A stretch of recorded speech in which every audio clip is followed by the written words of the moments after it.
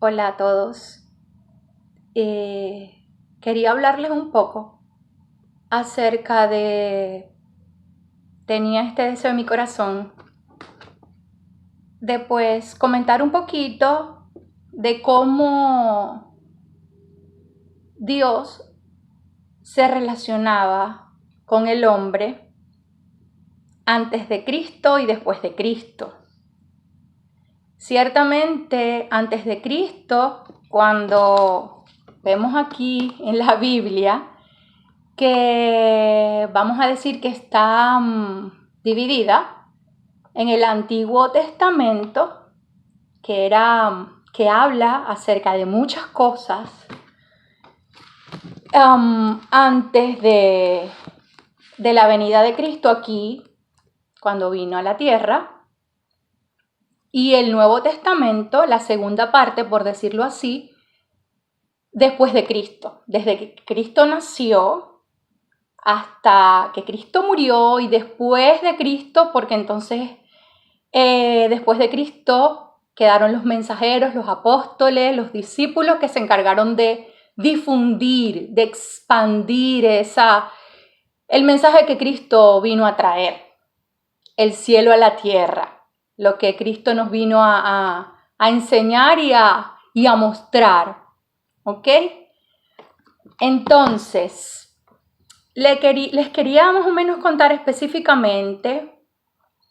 Dios, cuando nos vamos a los inicios desde el Génesis, pues para ser bien breves y no ahondar tanto, porque solo les quiero hablar de una manera un poquito general, Dios se le manifiesta a Noé, se le manifiesta a Abraham, después Abraham tiene a Isaac, después de Isaac vino Jacob. Jacob tuvo 12 hijos y a partir de allí es cuando empieza a multiplicarse esa generación a través de Isaac, el hijo de Abraham, Jacob, hijo de Isaac, Isaac, hijo de Abraham. Entonces, a través de los 12 hijos de Jacob, entre los 12 hijos estaba José, ¿okay? José, el que fue... ya más o menos, si saben algo de la historia de José, que fue vendido por sus 11 hermanos a Faraón y bueno, eso es otra historia. Lo que les quería decir es que dentro de esos 12 hijos de Jacob estaba José. Pues me llamó la atención comentarles esto. Entonces allí empieza porque Dios le dijo a Jacob, se lo dijo a Abraham, tu descendencia se va a multiplicar y va a ser incontable y esa descendencia va a ser mía, va a ser mi pueblo, va a ser de mi pertenencia. Desde allí comienza un trato especial de Dios con todas estas personas. Esos 12 hijos de Jacob se les llamó las 12 tribus de Israel. Porque a partir de allí el pueblo de Dios comenzó a extenderse, a multiplicarse. Pasaron una serie de cosas. Dios le da a ellos unas leyes, unos decretos específicos, bien específicos, para que fuesen cumplidos. El pueblo desobedeció, pasaron una serie de cosas. Lo que les quiero decir es que como Dios se relacionaba, Dios a través de Moisés, le estableció las leyes, lo que todos conocemos como los mandamientos, los 10 mandamientos. Fueron muchas leyes que Dios estableció para que el pueblo las cumpliese. Y dentro de estas cosas que Dios manda a Moisés a entregar al pueblo, porque Moisés fue el escogido de Dios en ese tiempo para rescatar el pueblo, porque el pueblo en ese tiempo, el pueblo de Israel, más o menos ya les dije de dónde vino ese pueblo de Dios, fue después de José, fue que quedó cautivo, quedó bajo servidumbre en Egipto. Moisés fue el hombre que Dios eligió para sacar al pueblo de allí, de Egipto, hacerlo libre. Entonces, a través de Moisés, Dios se le manifestaba al pueblo y dijo de qué manera ellos iban a entregarle ofrendas a Dios. El pueblo pecaba, como todos lo hacemos hoy. El pueblo faltaba, el pueblo hacía las cosas que Dios les había dicho claramente que no hicieran, claramente.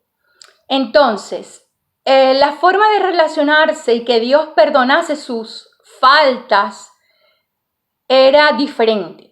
Diferente a como es ahora después de Jesús en adelante. Dios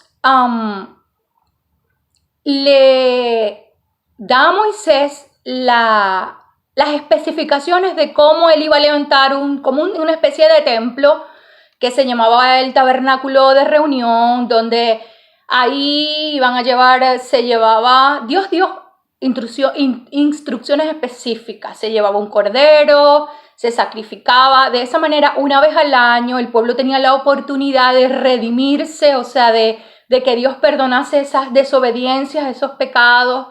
Entonces el tabernáculo, ese sitio, era como una tienda de campaña, más o menos por decirlo así. Tenía varios lugares. En líneas generales estaba el atrio, estaba el lugar santo y el lugar santísimo. Quiero hablar específicamente en el lugar santísimo. Había un sumo sacerdote que ya Dios había escogido para entregar allí la ofrenda de todo el pueblo para que los pecados fuesen perdonados. Eso se hacía una vez al año, tenía que hacerse una vez al año, ¿okay? Para que el pueblo quedase como como lo dije ahorita, redimido, perdonado, ¿ok? Este lugar santísimo se dividía como con una tela, como un velo, que dividía el lugar santo del lugar santísimo. En el lugar santísimo solo podía estar el sacerdote que iba a entregar el sacrificio. Ahí había una serie de artículos que Dios le había dicho a Moisés cómo él quería ese lugar. Cuando uno lee esa parte, es bien específico. Dios cómo quiere todo, de qué material esto, de qué forma, específicamente de cada uno de los utensilios que estaban allí. Ya absolutamente todo Dios lo diseñó. Y bueno, así se hizo. Así se hizo. Dios puso sabiduría en los que, su espíritu en los que levantaron este tabernáculo y lo hicieron tal cual como Dios lo mandó. Entonces, para ya ir al punto que les quería más o menos de lo que les quería hablar.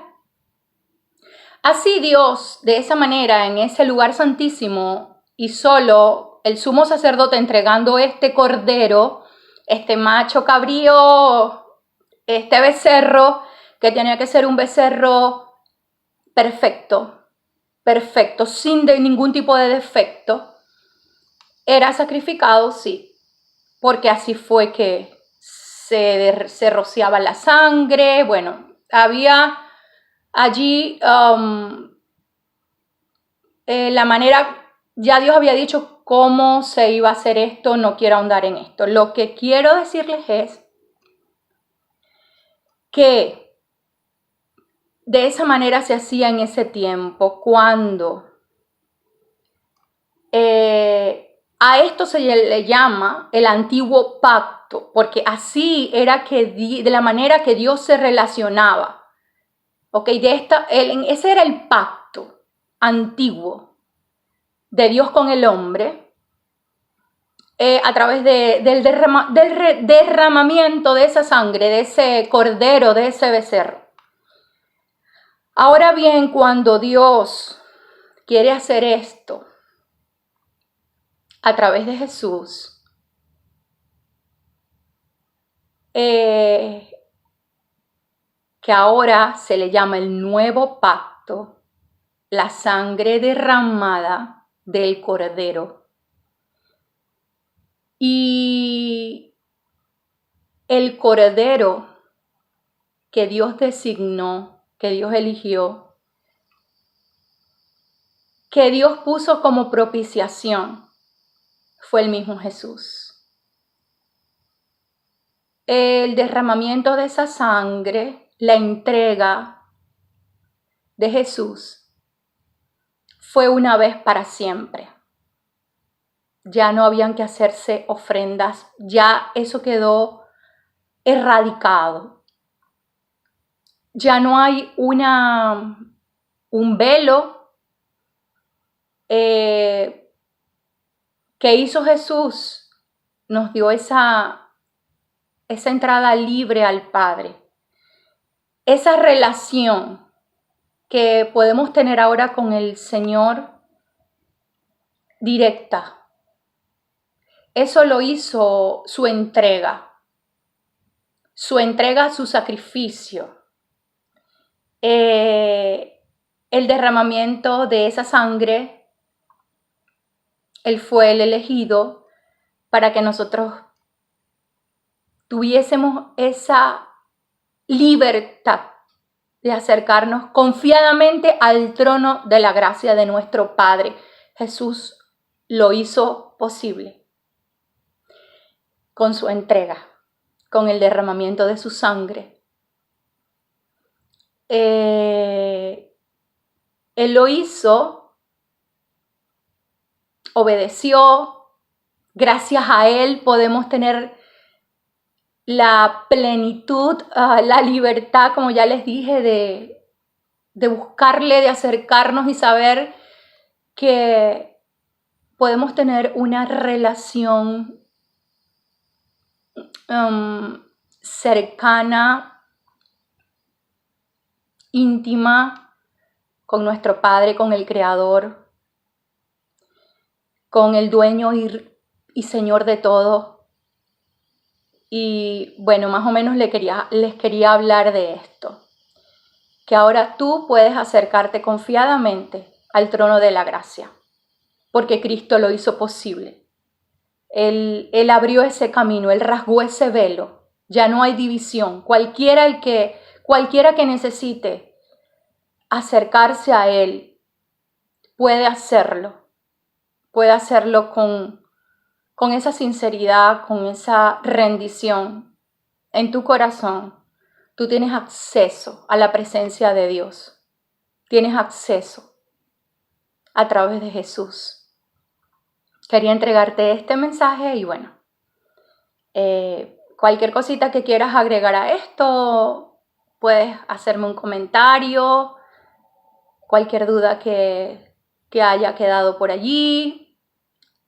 Y por esta obediencia de Jesús, el Padre lo exaltó hasta lo sumo, porque no solo Jesús, Él se entregó por completo y a través de Él es que podemos tener el perdón y la comunión con Padre, Hijo y Espíritu Santo. Además de esto, Jesús resucitó, la tumba quedó vacía. Y eso nos da a nosotros la esperanza, y eso es otro tema para no extenderme tanto, pero nos da esa esperanza de poder estar con Él por la eternidad. ¿Ustedes creen que exista mayor regalo que ese? Es una esperanza viva que nosotros tenemos, los que creemos, tenemos. Poder estar con Él cara a cara, eternamente. Es la esperanza viva que nosotros tenemos, porque si no, ¿de qué vale la pena la vida?